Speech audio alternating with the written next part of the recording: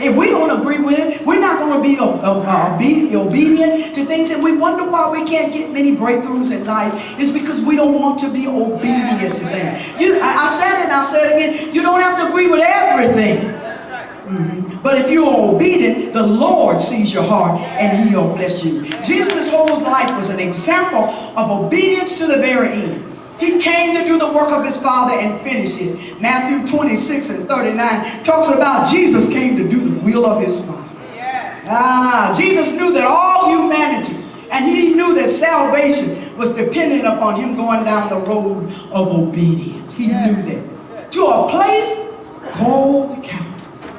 My God. I'm not going to get into Calvary this weekend, because next week we're going to get to Calvary.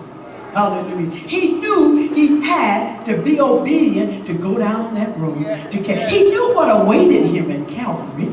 Jesus wasn't ignorant of what was going to happen to Him. He knew all about the plan of God. He knew what He had to do, but He knew He had to be obedient to get to Calvary. He got on that donkey and He rode the road of obedience. He did that just for you and I. I said He knew that He had to die. But what was so amazing about Jesus, when He knew He had to die, He did something that was so phenomenal, so wonderful, so gracious of Him. He went to the garden and He prayed. He got along because He needed the strength and the help of God. One of the reasons why we can't get enough breakthrough in our lives, one of the reasons why we can't be obedient, because we never take the time to get along with God. How often do we get into prayer and seek the face of God and ask God, God, I don't understand it, but I'm going to trust you.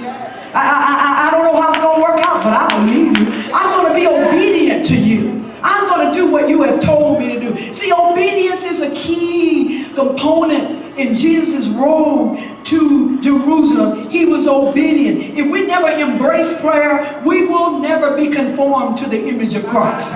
There's no way in the world you can be like God and you never pray. There's no way you can be like God and you never spend time in His presence.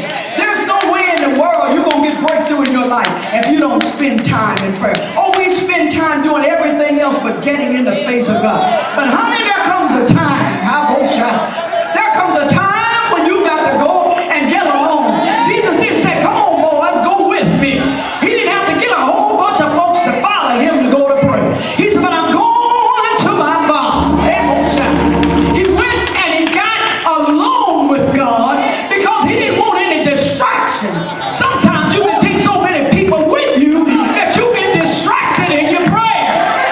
You can't take your cell phone in there with you when you get ready to pray.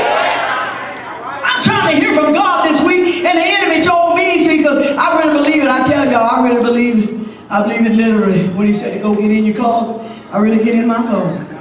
I'm not trying to make you think that I'm wonderful and grand, but I literally go in and get in my closet. Because you know what? When I get in my closet, there are no distractions in there. I close the door and it's dark in there.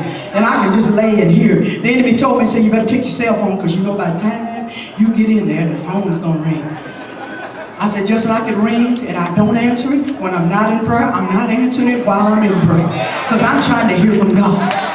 So Jesus knew that He didn't want to be distracted. So He got alone and He wouldn't pray. Church, if we're going to have power with God, we're going to have to learn how to pray. I tell you all the time, I'm not just talking about that little Mickey Mouse, little devil do your prayer. Sometimes you got to cry to the Lord. Hallelujah, from the bottom of your belly. Hallelujah, sometimes you got to say, Jesus. Hey. Oh, how I need you, Jesus. I need you now. The people in that crowd, many of them were saying, save us now. They wanted Jesus to come right now. But Jesus knew there was a time for His coming, because He had a different purpose for His coming. Let me move right along. I'm getting close. Yeah, they don't have a clock. Thank the Lord. We're moving right along.